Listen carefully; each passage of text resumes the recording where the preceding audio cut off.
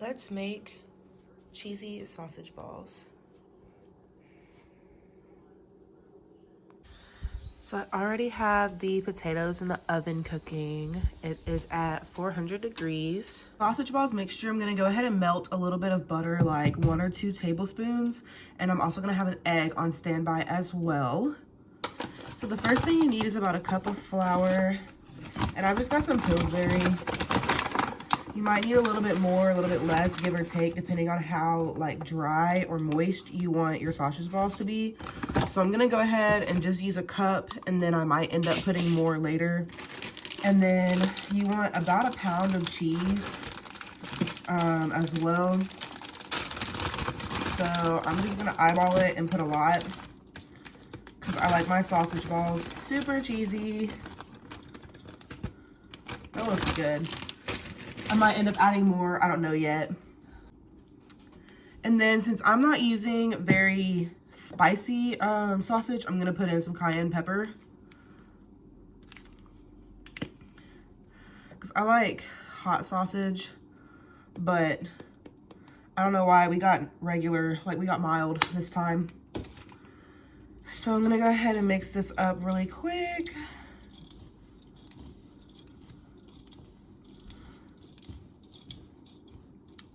There we go. And then I'm gonna break up the egg and put it in this cup container that I had and whisk that really quick.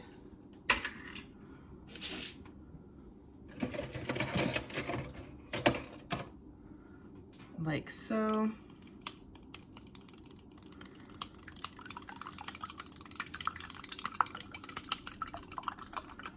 Pour that in.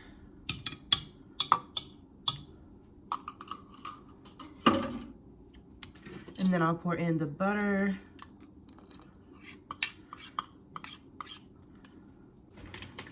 And now we've got our sausage. I'm just using the Jimmy Dean Country Mild sausage, pork sausage.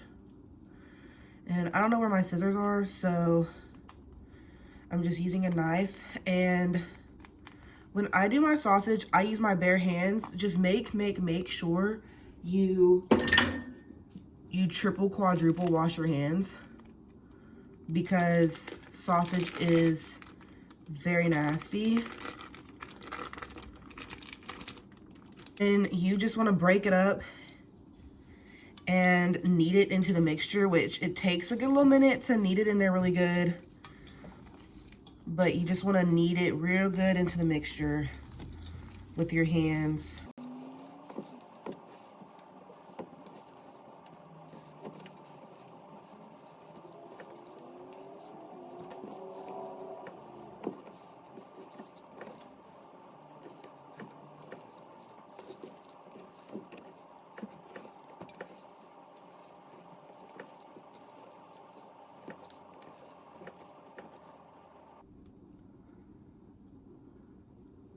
So now my potatoes in the oven are ready to be flipped.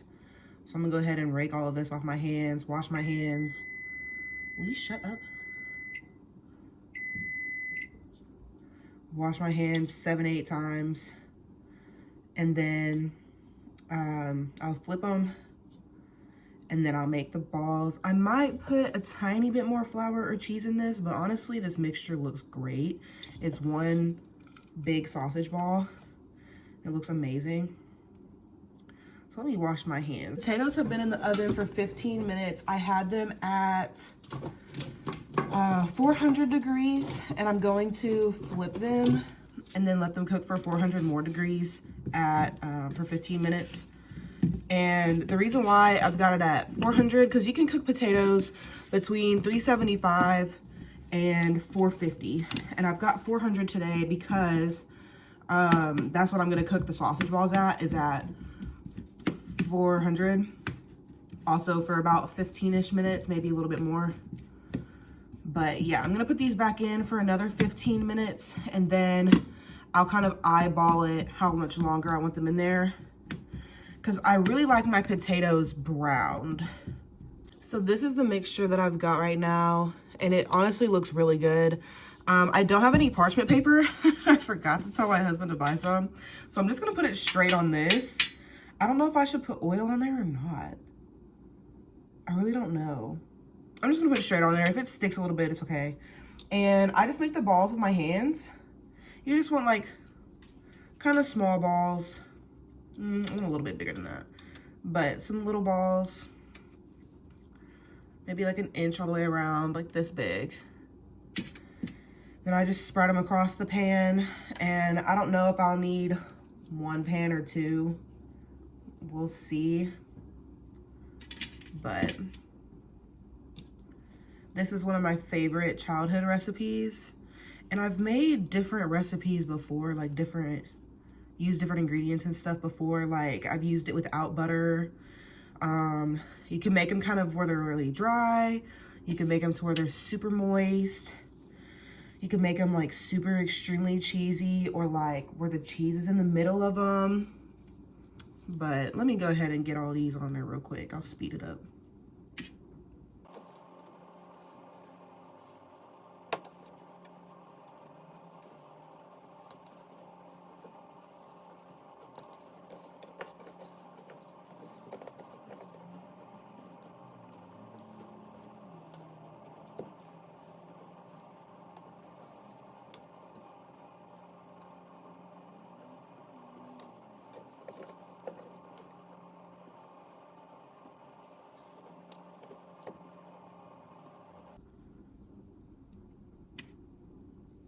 So I do have more left. So I'm just gonna make that into a second batch. I might make it cheese filled, I don't know yet. But I do have a little bit more left, so I'll just cook those after I cook these. I'm gonna wait, well, I'll just go ahead and put them in. I was gonna wait till the potatoes were done, but I'm just gonna go ahead and put these in for 15 minutes along with the potatoes. And then while that's cooking, we're gonna make some broccoli. So for the broccoli, you can either use butter or olive oil. I will be using butter just because I think that that flavors broccoli just a little bit better. So I'm just gonna get a little bit of this and put it on my pan.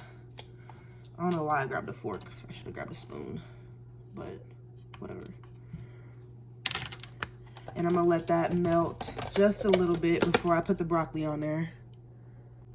So now that the butter is starting to melt, I'm gonna go ahead and put my broccoli.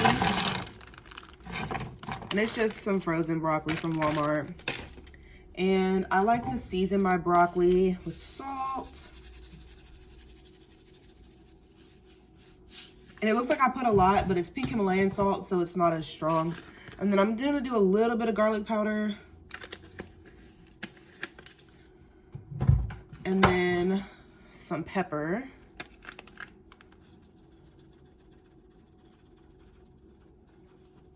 There we go. And I like to cook my broccoli with a lid over it for just a little bit to let the flavors sink in. I'm not necessarily steaming my broccoli. I like to saute it, but I do this as it melts down because the broccoli is frozen. So I'm gonna let it cook like this for just a couple minutes, and then I'll start tossing and turning it. Listen to that sizzle, y'all. And I split this one open just to make sure it was cooked all the way, and it is. So 15 minutes for 400 degrees, 15 minutes on each side, so 30 minutes, 400 degrees. And then the broccoli is done as well. I've just got it back here sitting, and I'll show y'all the plate in a second. All right, y'all, so I seasoned this with salt, pepper, seasoned salt, a little bit of Italian seasoning, and garlic powder. And then I've got some sour cream to go with the potatoes. But here you go, y'all.